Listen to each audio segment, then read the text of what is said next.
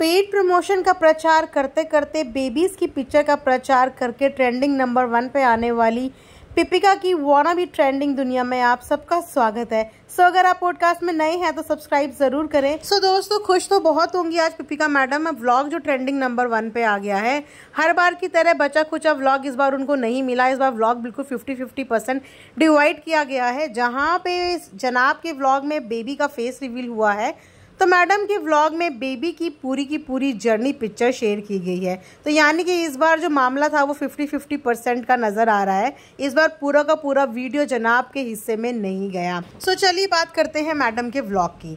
तो हमेशा की तरह मैडम के झूठे तारीफों के पुल के व्लॉग तो कभी ख़त्म होते ही नहीं है। अब तो मैडम को और भी अच्छा मौका मिलेगा, क्योंकि अब कंटेंट के नाम पे कुछ फेस रिवील वगैरह तो बचा नहीं है। तो चलो फिर से अपनी पुरानी ही जर्नी शुरू कर देते हैं। और पुरानी जर्नी है, आओ झूठी तारीफ़ें करें। तो झूठी तारीफ़ें करते करते मैडम ने एक फिर से पचका कर दिया, और वो पचका एकदम से हमने नोटिस भी कर लिया, और मेरे सब्सक्राइबर्स ने आके मुझे ये नोटिस करवा भी दिया। तो बात कुछ ऐसी थी कि मैडम अपनी तारीफ़ों के पुल जब बांध रही थी अपनी फैमिली की, यानी कि अपने जनाब की फैमिली की, क्योंकि अपनी फैमिली की तो मैडम कभी तारीफ़ करती ही नहीं है, जनाब की ही फैमिली की तारीफ़ करती हैं। तो उसमें जब मैडम ने डब्बा की करी तारीफ़, कि डब्बा तो मौदा से एवरी डे वीडियो कॉल करती है, एवरी डे बेबी को देखती है, उसको इतना प्यार करती है, उसको इतनी फिक्र रहती है, वो इतनी ज़्यादा केयर करती है। तो भैया आज तक हमने मौदा से ना तो डब्बा के किसी व्लॉग में ये देखा कि वो वीडियो कॉल पे बात कर रही है। हालांकि डब्बा हर एक छोटी मोटी चीज़ जो दिखाने की भी नहीं होती है वो भी शूट करती हैं, लेकिन डब्बा ने अभी तक एक बार भी ये नहीं दिखाया कि वो वीडियो कॉल में बेबी से बात कर रही है या वीडियो कॉल में बेबी को देख रही है। दूसरी बात कि डब्बा जब भी मुंबई मिलने के लिए आती है तो डब्बा का जो पहला रिएक्शन होता है ना, वो ये होता है, अरे इतना बड़ा हो गया, इतना सा देख के गई थी अब इतना बड़ा हो गया। तो एक बात मुझे बताओ कि जो डब्बा डेली वीडियो कॉल में बेबी को देख रही है, डेली उससे बात कर रही है, तो जब वो वहां से लौट के आते तो इतना बड़ा सरप्राइज वाला रिएक्शन क्यों देती है कि उसने पता नहीं कितने दिनों के बाद बेबी को देखा हो। तो यहीं पे मैडम का पहला झूठ तो देखो पकड़ा जाता है। अब क्या है ना कि ये मैडम की मजबूरी है कि मैडम ने शादी तो कर ली है। अब शादी अगर अपनी मर्जी से कर ली है तो अब तारीफ करनी भी मैडम की मजबूरी बन जाती है, कि कहीं ना कहीं घर वालों की तारीफ करना इनकी ड्यूटी है, इन्हीं के फायदे के लिए, क्योंकि इसी की वजह से तो लोग इन्हें पसंद करते हैं। एक क्लासी बहू, एक सुशील बहू, एक संस्कारी बहू। अब मैडम किसी भी कीमत पे इस वर्ड से कॉम्प्रोमाइज करना नहीं चाहती। इतनी आदत हो चुकी है मैडम को अपनी तारीफें सुनने की कि मैडम बिल्कुल नहीं चाहती कि गलती से भी ऐसा कुछ लोगों को लगे कि मैं अच्छी बहू नहीं हूँ, या मैं अच्छी बीवी नहीं हूँ, मैं अच्छी भाभी नहीं हूँ, और अब तो मैं अच्छी माँ भी नहीं हूँ। खैर, इनके मातृत्व पे तो क्या ही हम क्वेश्चन उठाएं, क्योंकि इनकी माँ पे तो, माँ बनने की चीज़ों में तो पूरी दुनिया ही इन पे क्वेश्चन उठा रही है कि किस तरीके की ये माँ है जो एक बच्चे को बीमार होने की वजह से छोड़ सकती है और दूसरे बच्चे को कंटेंट के लिए इस्तेमाल कर सकती है। लेकिन जहाँ तक चीज़ें सुनी हैं, जहाँ तक चीज़ें एनालाइज की हैं, इतना तो पता है कि अच्छी माँ तो ये बिल्कुल भी नहीं है। ये सारी चीज़ें सिर्फ पैसे के लिए करती हैं। शुरू को लेकर आखिरी तक इन्हें सिर्फ और सिर्फ अपने करियर ग्रोथ को देखना था।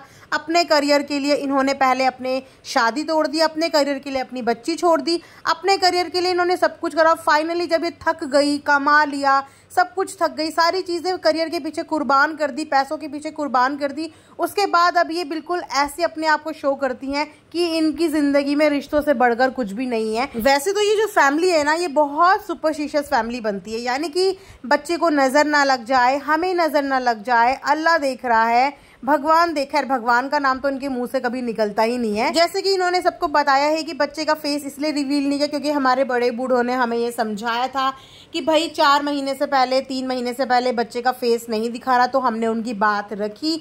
तो बहुत अच्छा किया। देखो, बड़े बुजुर्गों की बात हमेशा सुननी चाहिए। तो क्या आपके बड़े बुजुर्गों ने, किसी ने भी आपको ये नहीं समझाया कि बच्चे की कभी भी सोते हुए ना तो किस्सी ली जाती है और ना ही बच्चों की सोते हुए कभी भी पिक्चर ली जाती है? क्योंकि आप लोग तो बहुत सुपरस्टिशियस हो ना, इन चीज़ों को मानते हो, नज़र को मानते हो, अल्लाह पे बिलीव करते हो, बड़ों की बातें मानते हो। तो आपके बड़े बुजुर्ग आपको आधी अधूरी नॉलेज ही क्यों देते हैं? हालांकि आप खुद ही तारीफ के पुल बांधती हुई नज़र आ रही थी कि मेरा तो भरपूर परिवार है, मैं तो ब्लेस्ड हूँ कि मेरे आजू बाजू सारे के सारे लोग रहते हैं। तो इतने सारे बुजुर्गों की छाया में रहने के बावजूद उन्होंने आपको ये चीज़ कैसे नहीं समझाई कि किसी सोते हुए हुए बच्चे की फ़ोटो नहीं लेनी चाहिए। वेल हम जानते हैं कि आप कितनी सच और कितना झूठ बोलती हो। सो उसके बाद मैडम जो है वो वापस अगेन से अपने किचन में नजर आई, क्योंकि किचन में तो आप जानती हो इनकी पूरी ज़िंदगी बसती है। उस किचन के अलावा इन्हें और कुछ भी नहीं आता। जब से इन्होंने अपना करियर का दरवाज़ा बंद किया है ना, उसके बाद से इन्होंने अपने किचन का दरवाज़ा खोल दिया है कि जो मैं करियर में करती थी वो अब मैं अपने किचन में करूँगी। तो किचन में मैडम ने ये बोल के हलवा बनाना शुरू किया कि ये फातिया का हलवा है। और आपने देखा है कि कितने सारे बच्चे वहाँ पे आए हुए थे। मुझे इतना ज़्यादा मुस्लिम रिलीजन के बारे में नॉलेज नहीं है, बट येस जो मैंने देखा काफ़ी सारे बच्चे आए थे। कुछ कुरान शरीफ पढ़ने के लिए आते हैं, तो कम से कम नहीं भी तो मेरे ख्याल से 10-11 बच्चे तो वो होंगे। और फिर इनके अपने खुद के फैमिली मेम्बर्स भी हो गए, इनका पूरा स्टाफ वगैरह मिला के। और अगर आपने हलवे की क्वांटिटी देखी हो तो आपको दिखेगा कि वो एक बाउल हलवा भी नहीं है। तो वो हलवा फातिया के लिए बनाया गया था या वो हलवा चालू अप्पी के लिए बनाया गया था? क्योंकि बोला तो यही गया था कि डब्बा को बनाना वाला केले वाला हलवा बहुत पसंद है, तो इसीलिए मैं वो हलवा बना रही हूँ। हालांकि हमने कभी डब्बा के मुंह से ये बात सुनी ही नहीं आज तक कि डब्बा को केले वाला हलवा पसंद है। ये पहली बार पिपिका मैडम भी बोलती हुई नजर आई। और दूसरी तरफ उन्होंने ये भी बोला कि फातिया के लिए हलवा बना रही हूँ। तो मुझे एक बात बताओ कि जो वो एक बाउल हलवा है, वो ज़रा सा हलवा, वो कितने लोगों में बटेगा? आपके घर में आपने इतनी बड़ी कुरान शरीफ की पढ़ाने के लिए इतने सारे बच्चों को इनवाइट किया है, कम से कम इतना तो बनना चाहिए था ना कि एक एक बाउल एक एक कटोरा हर बच्चे को खाने को मिल जाए। लेकिन जिस हिसाब की उस हलवे की क्वांटिटी लग रही है वो भी वही लग रहा है कि ये सिर्फ कंटेंट के लिए एक हलवा बनाया गया है, क्योंकि बाकी कुछ तो व्लॉग में दिखाने के लिए था नहीं। तो उन्होंने सोचा चलो हलवा ही बना देती हूँ, जल्दी भी बन जाएगा, झटपट भी बन जाएगा, फातिया का नाम भी लगा दूंगी और रेसिपी की रेसिपी शूट हो जाएगी। तो आप देख सकते हो दोस्तों कि कंटेंट के लिए ये लोग क्या क्या करते हैं। और इन्हें लगता है कि देखने वालों को कुछ भी समझ नहीं आ रहा है, कुछ भी दिखाई नहीं दे रहा है। वैसे कहीं ना कहीं सही भी सोचते हैं, क्योंकि इनके जो अंधभक्त हैं उन्हें वाकई में ना तो कुछ समझ में आता है और ना तो कुछ दिखता है। सो वैसे तो इन मैडम को अपने ऊपर इतना ज़्यादा कॉन्फिडेंस है कि ये बेस्ट मदर है, लेकिन फिर भी बीइंग अ मदर मैं इन मैडम को ना एक सलाह ज़रूर देना चाहूँगी कि मैडम जिस तरीके से आपने अपने बच्चे को सोने और सुलाने की आदत डाल दी है ना, जिस तरीके से आप सारा दिन उसको रोने तक नहीं देते हो, सिर्फ गोदी गोदी में आप उसको सुलाते हो, सारा दिन गोदी में ही पकड़े रखते हो। और सुलाते समय जैसा कि आपने खुद अपनी फोटोज़ और वीडियोज़ में दिखाया है कि आप उसको अपने ऊपर लेके सोते हो, तो ये देखने में क्यूट ज़रूर लगता है मैडम, लेकिन आपके बच्चे की ग्रोथ के लिए ये पोजीशन जो होती है ना, ये सही नहीं होती है। बच्चा जितना नीचे रहता है ना, उतना जल्दी उसके बॉडी के जो पार्ट्स होते हैं वो डेवलप होते हैं। बच्चा उतनी ज़्यादा स्ट्रगल करता है, उतनी ज़्यादा कोशिश करता है हाथ पैर चलाने की, और उतना ही ज़्यादा उसकी बॉडी इन्हांस होती है।